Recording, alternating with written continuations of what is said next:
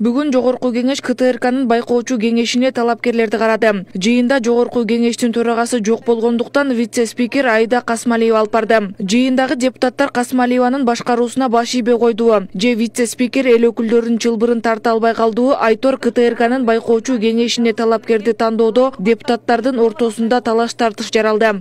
Табло бериңиздер. 6-чы микрофон процедуралык маселе. Урматтуу төрайым, мындай ығы менен алып баралы да. Мен сунуш бергем, сиз менин сунушумду койгон жоксуз да добушкачы. Биринчи сунушту ушул жерде мен бергем. Менин сунушумду кайталап коеюн.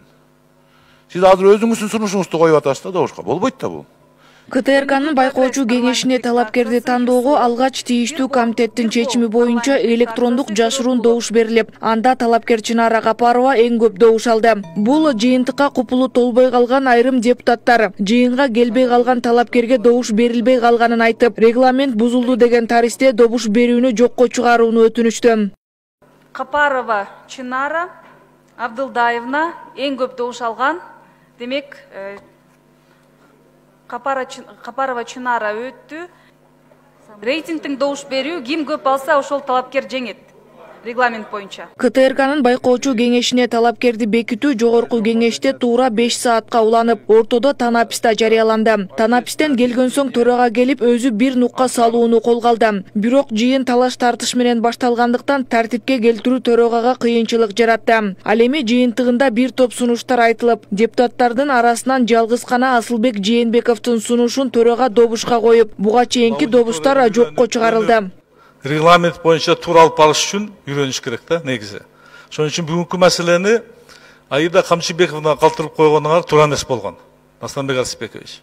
Ошон үчүн азыр артка карабай, бардык чечимдерди жокко чыгарып, комитеттин чечимин окуп, ошодон баштасак, ошо туура болот. Жыйынтыгында КТРКнын байкоочу кеңешине талапкерди тандоого кайра добуш берилип, буга чейин аты жыты билинбеген Атуркүл Сарыбаева 77 добуш менен КТРКнын байкоочу кеңешине мүчө болуп дайындалды. Бул арада шайлоонун жүрүшүнө көз салып турган социалдык тармактын колдонуучулары шайлоо калыс өтпөгөндүгүн дароо жазып чыгышты. Акын Бердибек Жамгырчиев өз баштарына ээ боло албаган кнопка депутаттар. Facebook колдонуучусу Сайрагүл Дуулатова Жогорку кеңеш коомчулук алдында өздөрүнүн алсыз, жетеленме экенин далилдешти. Чынара Капарованын 79 добушун жокко чыгарып, 5 саат тартышып отуруп, 77 добуш менен Сарыбаеваны шайлашты. Мына биз ишенип шайлаган депутаттар.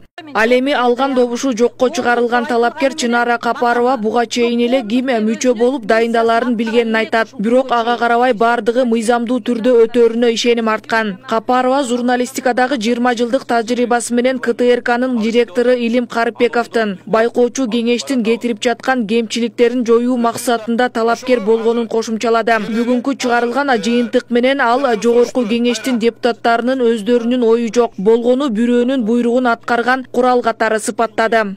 Эң өкүнүчтүү, биринчиден Жогорку кеңештин депутаттары бул башка адамдардын буйругун аткаруучу куралбы? Алардын өзүнүн ою, өзүнүн пикири жокпу?